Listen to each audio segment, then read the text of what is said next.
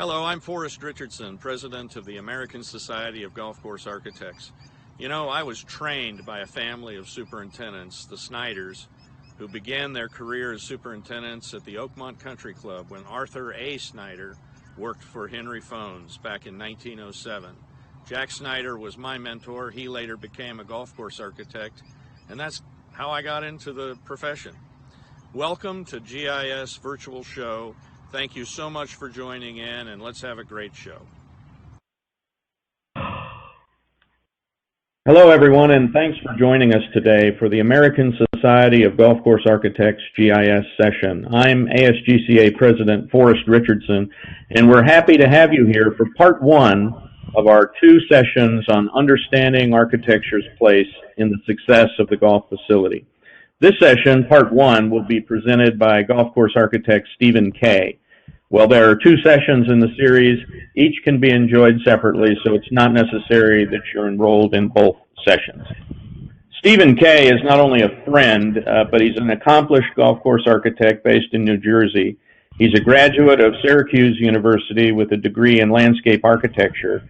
He also studied turf grass management at Michigan State University. Stephen spent time as a grow-in superintendent early in his career, and his work over the last several years has been new courses and restoration of classic era courses. He's been awarded and highlighted in major golf magazines, and he's also been serving as an adjunct instructor at Rutgers Professional Turf Grass Management Program. I have had the pleasure of presenting with Stephen. I'm sure you'll enjoy his insights today on the role of the golf course architect and how courses can get the very best and top-notch results, which is our goal all the time, working with superintendents and clubs. Before we begin, let me just say that the resource area on the left side of your screen has downloadable handout information. On the right side of your screen, please use the group chat box to interact with other attendees. If you have a question for Stephen, please use the Ask the Presenter box. And now, without further ado, here's Stephen Kay. Hello. Hi, everyone. Again, this is, and thank you, Forrest. Thank you. In the warm weather of Arizona, in the colder weather of New Jersey. We're supposed to have snow in 2 days. Let's proceed. Just very quickly on the ASGCA, American Society of Golf Course Architects, started in 1946. Its actual first meeting was at Pinehurst, 1947. Donald Ross actually started the society. He is the fourth one from the left. And just for your info, the third one from the right is Robert Trent Jones, who I'm pretty sure was the youngest member then. This is us in our plaid tartan coats, which is the Ross family tartan that we got permission many years ago for our members to wear. By the way, I think we look better as a group than we do individually. You should see the looks you get wearing this at the airport. The mission of the ASGCA is to foster, sorry about that, foster professionalism, support design excellence, help grow the game, and expand opportunities. If a club is down in members, and that's one of the things I want to get to. I think a lot of superintendents, having been one myself many years ago, it was in the late 1970s, and then I joined Bill Newcomb, who was the first architect to be with Pete Dye. I've been on my own since the mid-1980s, but which Forrest just went over. The superintendents tend to think of architects just coming in and doing a major renovation. It's a little bit more than that, and I want to get into some other areas there where we could be a help. But as far as members are down, they want to improve their facility, there are three things that a membership could look at if they're going to do a large project. They could look at restoring the golf course, which is basically trying to get back a classic design, and this tends to be if the golf course was designed by a famous architect like a Donald Ross or an A.W. Tillinghast, Maxwell Perry, George Thomas. They want to get into restoring it back to what it was, although you have to realize what that means. It doesn't mean mowing the greens at a quarter of an inch. or does it? So the members need to know what that means, because there probably wasn't forward tees for the ladies. So I like the term sympathetic restoration, which is a term that a fellow member, Michael Herzen, has used. There is renovating the golf course, which is basically keeping the basic structure of it, but technically improving it, redoing bunkers, the tee sizes, things like that, but you're not really changing the style of the golf course. And then there is a remodeling where you're totally going in and revitalizing the golf course. Now, sometimes this could be also a restoration. People who know the golf course could go, wow, they remodeled it, when in reality it was a restoration. And why is that? Because the golf course had changed so much over the years, especially with tree planting. So what else could a golf course architect help with? He could help with, obviously, all the improving the playing conditions, helping with fixing drainage and poor bunkers and poor tees and poor greens. We're going to go through this just very quickly. Here is something where I think an architect could really help, and I know that I've helped several of my clients with this. And that is bidding out a project so that it's apples to apples. And why I say we could help that. I've been called in many times after a superintendent was going to redo bunkers. And they were thinking, we're not changing the design, we're not doing any of that, we don't need a golf architect, let's just get some prices. And they talked to this contractor, ABC contractor, XYZ contractor, and they talk to different golf contractors, and they get quotes. And in getting these quotes, or even they try to fill out their own bid sheet, but is that apples to apples? And many times I've been called in by a club after they were ready to approve it at the board level. But on the board, there might have been an engineer, there might have been an architect, and they said, wait a minute, are we really apples to apples? I've been called in just a few years ago. I got called in on a project where they were going to redo all the bunkers. They had prices from contractors. They decided they needed me. I came in. We ended up getting better prices. Once they saw specifications and they saw stuff, they got better prices, and it ended up being, the savings was double what my fee was. So the club ended up saving money. Updating the golf course to today's game. I've gone to a lot of golf courses where you have fairway bunkers at 160 yards, 170 yards from the tee. The club's competing for members, and lots of times golf architects could really help with this because we're more familiar with other clubs and what those clubs are doing, and we could really help with, I don't really like the term, but keeping up with the Joneses. Unsafe playing conditions, liability. This is a big issue, especially in today's world where it's so easy to file a lawsuit. Increasing revenues for clubs, which whether that be the members' dues or other things. And a lot of golf architects are connected to the local golf associations, so we could help in getting some competition, some qualifiers, whether they be regional qualifiers or national qualifiers, which helps bring up the prestige of the golf course. So just getting into some of the things like fixing drainage. There are companies, and I just want to say that be aware that even though there are these companies that just specialize in drainage, that's really all they do. There are golf architects like myself who could handle this drainage and handle it a lot less expensively. I had a client that got proposals from some of these specialized companies, and it was going to be $100,000 to fix this very large par 5 that was like this. And the water sat there, and they couldn't mow it for 2 or 3 days. We went in. I, as a golf architect, designed the drainage for the system. It was installed for $35,000 compared to the $100,000, and it solved the problem. Realize that most golf course architects are either civil engineers or landscape architects, and our licensing takes care of the fact that we're tested on this. Flooding. If you do have a golf course that floods, this is the Union League Golf Club at Torresdale in Philadelphia.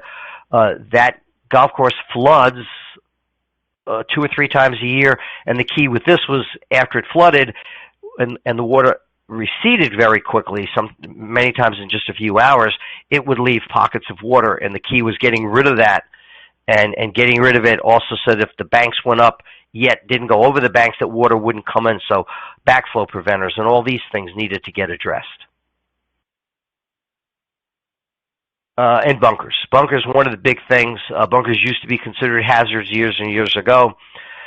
It is not the case today. Today, members and even public golf courses look at bunkers as something that they want to be kept in really good condition and not necessarily like hazards.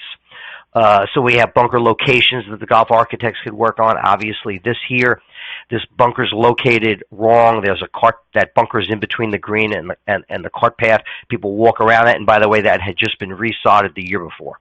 Superintendent had to sod that every year. That bunker should move.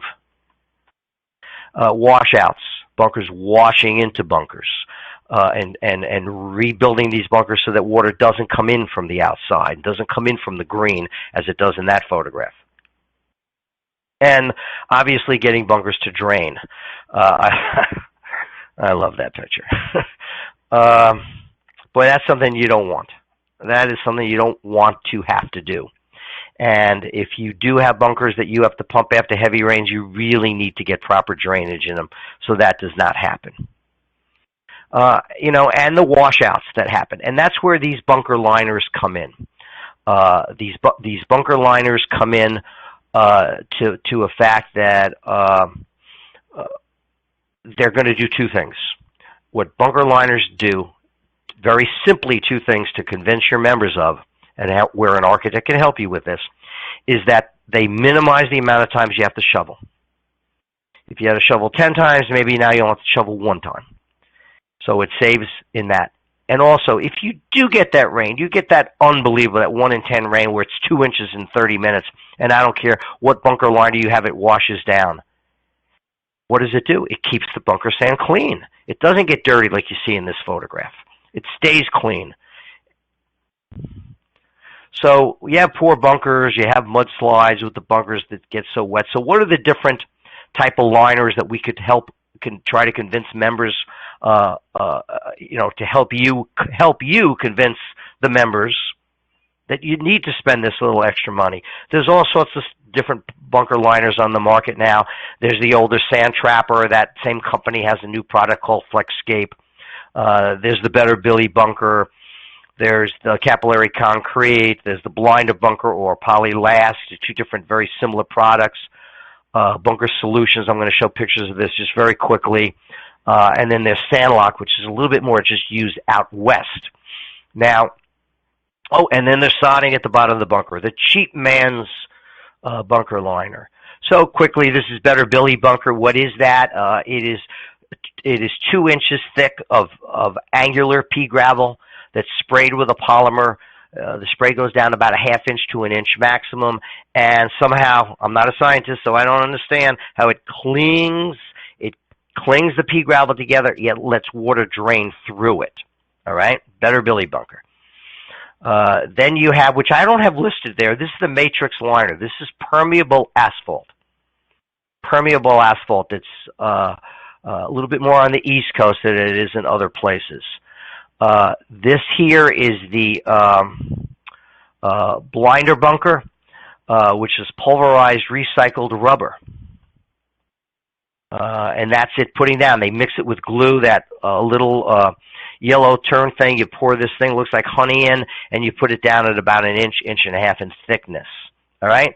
And there's the sod. Now, if you do sod the bunkers, which is a little bit more used out in the Midwest, Seattle area, Vancouver in Canada, the Buffalo area of New York, where the soil, the base subsoil is very rocky, and you don't have the money to spend for these other liners, sod it, although you have to do it early enough in the season so that it roots. You can't be doing this in New York in December. It's not going to root. You need it to root. Very important that it roots. Give it a mowing. With rake up the leaves or have a basket, and then spray it with Roundup. And my recommendation is spray it with Roundup twice. But all of these things will help keep your bunker sand clean. And we could also help. I've helped a lot of my superintendent clients help convince their green chairman and presidents of the club that they need to spend money on a little bit of a better mowers. This is Avantrex, excuse me. Avantrex, I think, is a little bit better than the Toro Sidewinder, although that's still a good machine. This Avantrex seems to handle a steeper slope as well as scalp a little bit less. But tees, poor tees. You know, there is a formula for tees. Basically, every 10,000 rounds of golf, you need 1,000 square feet of tee. This is per golf hole. You need 50% bigger on par threes. Like in this picture, not only did this tee need better soil, it wasn't just aerated, overseeded, whatever. This tee needed to be rebuilt. This tee needed better soil, and it needed the trees to be cut back drastically. All right? Poor greens. Here's a green that drained very poorly, an old push-up green, very heavy clay, and this is where, again, we could push to help convince a membership. There was a club, Lakewood, a country club in Cleveland many years ago. I helped the superintendent convince the members, and we did 2 greens in the spring, the 2 wettest greens in the spring. We did the 2 wettest greens, the next 2 wettest greens in the fall after Labor Day. They liked it so much, and they realized the improvement of the 4 worst greens became the 4 best greens, and we convinced the membership that we needed to do all the greens, the remaining 14 greens. So installing here this XGD, which is a trademark from the original company, TDI, it's basically 2-inch internal drainage, put 6 feet off center, take the sod off, trench it, remove the spoils, put the 2-inch perforated pipe in, generally fill it up with a 60-20-20 mix, 60 sand, 20 peat moss, 20 topsoil. They compact it down. It's a remarkable the way they do it. The sod goes back, right, like puzzle pieces in the same place. And they do this in 2 days. You're playing it the 3rd day. And it is really something that architects could help. I've helped many superintendents get this done on their golf club. Shade and getting trees to cut down. And obviously we all have Oakmont and Wingfoot to thank. In the late 90s, they started to take down trees. Mark Coons, when he was first at Oakmont, and then John Zimmer, who was actually one of my students at Rutgers, started taking down the trees, basically wholesale taking them down. I want to warn you, don't just automatically take down all your trees. I do a lot of expert witness also, and I've been brought in to some clubs where they did this. And I was trying to help defend the club because a member at one private club lost his eye. And his argument was there were trees there before, and there's a good chance I'd still have my eyes. You got to make sure that these golf holes are far enough apart. Now, do they meet the standards of the industry? There are standards of the industry that are basically accepted in courts of law on how far golf holes could be. And if your golf holes are too close together and you take down trees, it could be dangerous. Now, I like taking down trees. Believe me, I like taking down trees. I want you to have sun. I don't want the trees in the way. And you can see this. This picture's taken at 11 o'clock in the morning.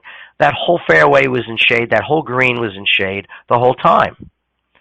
And then you have trees that are double hazards. This is an old Donald Ross golf course.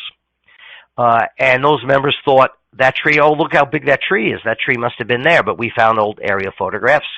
I found some that helped show that that tree was not planted till the 1960s. Yes, it was 50 years old, but the golf course was built in 1920. You know, some member put that in, and now you're in that bunker on this par 5, and you got no shot. So we had done a large project there. This is the after. Here's the bunkers were redone, basically the same style that Donald Ross had originally done, and the tree came out. Now the golfer was able to get in there, hit a 5-iron, get down that hole, and not have that stupid tree in the way. I'm using a nice word, stupid. Could have been worse. And again, getting to the point of helping to bid out projects, like I said before. And bidding out projects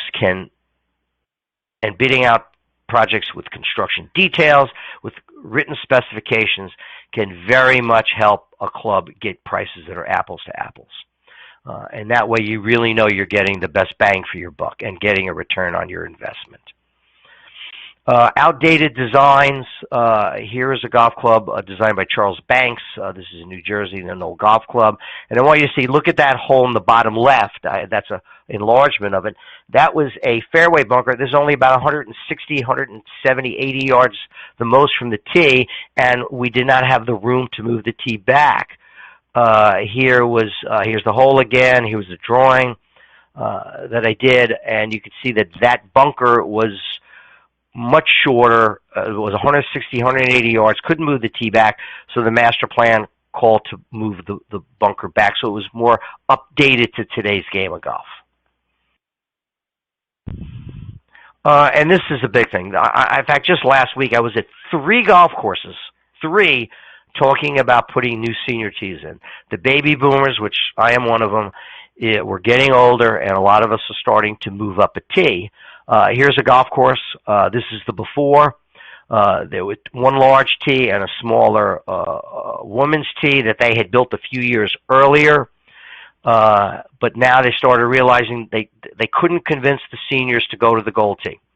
On this particular tee was the blue tee, the white tee, the gold tee, and there was the forward tee. But the men did not want to go to that because they don't like to be on the same tee surface as the ladies. So this is the same golf course. We built the tees, we shifted the cart path to the other side, and now after we had the red tee, we had the gold tee, we had the blue tee, we had the white tee, and it speeded up play a lot, about 15, 17 minutes. And a lot of the seniors were now willing to move up to that. You can see here, this is at Fiddler's Elbow, the largest golf club in New Jersey. They actually did away with the red tee. They go green, white, blue, and black. And the white tee actually is a shorter tee, a little under 6,000 yards, but a lot of people just play the white tee, and it's a fun round of golf and a faster round of golf. And improving facilities, I just want to get into updating the game and improving the facility for practice is a big thing. Here's Lanark Golf Club in Philadelphia, a very blah driving range. They happen to have some fill material. I marked where 4 pseudo target greens would be. We moved the dirt in. We got a shaper to shape it. They sodded that dirt. The rest they sprayed with Roundup, overseeded with bent grass. That is being mowed. The fairway and the pseudo greens is all being mowed at a ½ inch. We did this in-house. It was less than $10,000. And it looks great. It looks a lot better than that. All right? Simple things that could really improve your golf course that an architect could help you with. All right? Short game areas. A lot of clubs need short game areas today. And where to put these and where to put these safely. All right, this happens to be Hempstead Golf Club in Long Island. The Tillinghast Golf Course is a little bit further away from the clubhouse. It was a big triangulish area that had debris. We cleaned up the debris. We split it in 2. On one side is bins, for top dressing and bunker sand and all that. And then on our side, we did 2 greens, 1 big bunker for group lessons and a smaller bunker for individual. Safety, you've got to be safe with stairs on a golf course, especially. In fact, I'm an expert witness right now on 2 cases where somebody fell on stairs, and unfortunately, one of them, the town had written that even outdoor stairs not connected to a structure needed a railing, and that golf club is going to have a problem defending themselves, and they're going to have a problem with their insurance company. You need to make sure you meet building codes. Here's a very steep slope coming down that the golf course architect would have noticed. They didn't have an architect in, and the 2 people were laughing, drinking. They flipped down the cart. First time I ever seen it, the cart flipped twice. There was photographs of it. The cart had flipped twice. Both people got hurt seriously. These are things that a golf architect could see, and we could fix this before, a liability happens. And we have also trees, dead tree. Even, you have branches that are starting to that are dead. Again, an architect could possibly help the members realize this tree needs to come down. And here's a golf club that was trying to get more yardage. They put this tee in. They realized, by the way, it's the bunker in the center. That's the fairway. This green by the water is the previous hole. Very dangerous, very unsafe. Should have never put that there. And what they were trying to do, they were trying to get yardage and up the par from a par, because they were par 71 trying to get to a par 72. Last slide here. Many superintendents that I spoke to, once I found out that I was going to do this talk, I said, why get a golf architect in? And what a lot of them said is basically point my finger at somebody else. If something goes wrong, I want to be able to point my finger at somebody else. And I agree with that. I would say I'd much rather lose a client than you guys lose the whole job. So you know what? Point your finger at the guys with the funny jackets. Thank you. This is the end of the presentation. Make sure you fill out the evaluation survey before you leave this session. And thank you very much.